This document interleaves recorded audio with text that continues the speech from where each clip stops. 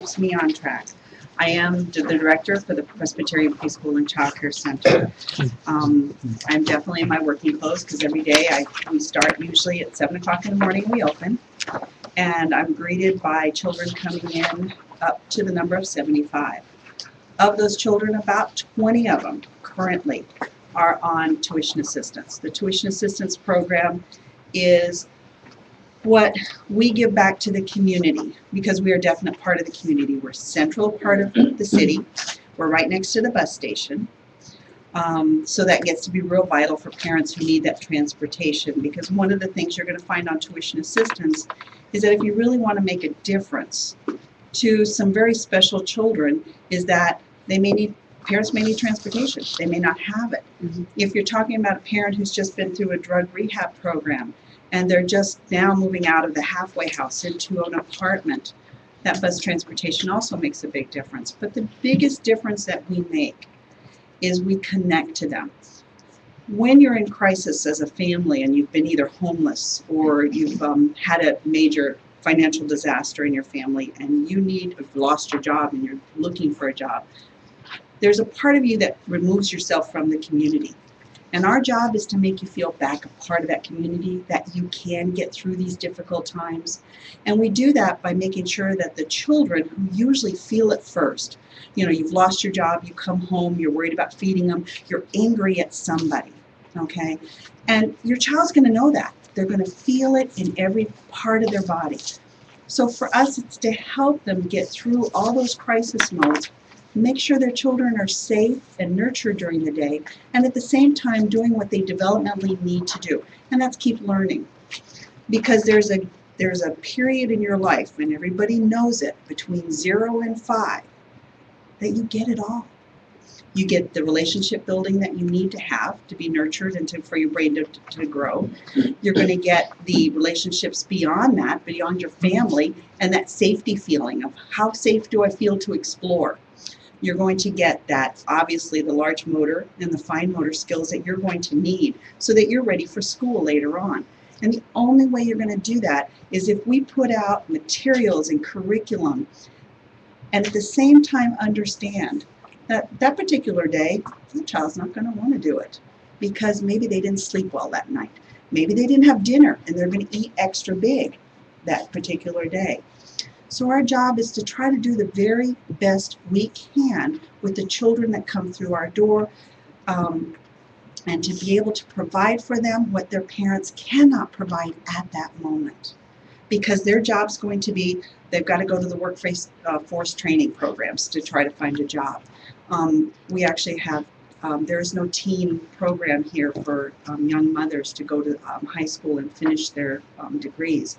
So we've helped with that also. We've had in fact, the one story I was going to tell you was, here's my testimony. I came to this center as a 15-year-old mom, referred by Healthy Start. I'm a good student and feel I need to attend high school to provide for my 7-month-old son. The child's father wasn't able to provide any support and my parents have limited income. The center is able to help me while I work with the bus system, Corvallis High School and LBCC, to schedule classes that will help me support my son in the future. I'm currently looking for a part-time job, which they have done, and which is much harder than I anticipated. I like the teachers because they help me with my child's needs, even when I'm not there. So to have that ability to have someone who says, we are an institution. Anytime you share resources, we share classrooms, we share playgrounds, we're right there in the middle of the city. We have to have routines. Children love routines. Sometimes that's hard on the parents, though, because their life is not in a routine mode. It's survival. They're worried about, am I going to be able to keep my apartment? Am I going to have electricity? And so for us, we're kind of that anchor and that foundation that they have, that they know we're going to open our doors every morning at 7 o'clock. We're going to have somebody there to greet them and say good morning. We're going to have teachers that are qualified, that are going to be able to help their children do well that day. We're also going to have people who understand. They may not have gotten any sleep. They may not have gotten any food. So we can provide the food, the nurturing, as well as the education that they're going to need. Sometimes we provide that early intervention connection. We work with every single agency in this city, and I like to think of that, you know, it's just like the public schools. I know where Healthy Start is. I know where Head Start is. I know where that child might get the best services it needs if I can't provide it. So that's my job to do too.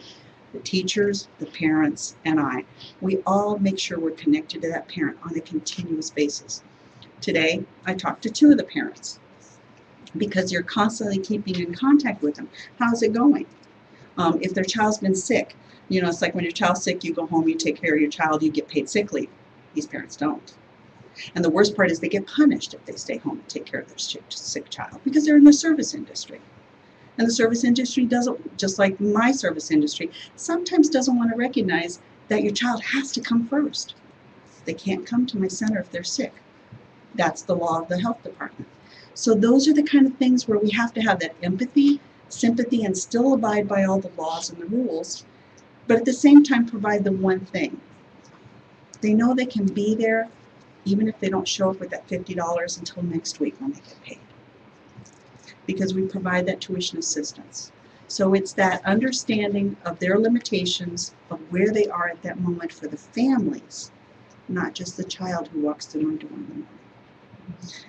For every dollar that we receive, we usually have to fundraise or provide $5 in addition to. I'm proud to say that right now we have 20 children. Almost all of them have been funded at some point that live in the city of Corvallis, have been funded at some point by either United Way or a city social grant for a short period of time, that first 4 months. Now only 2 of them are in adult family services because they've cut the funding so much. But every one of them has stayed with us at least 2 years. And for some right now we're graduating, getting them ready to send off to kindergarten. They've been with us for 3 and to 4.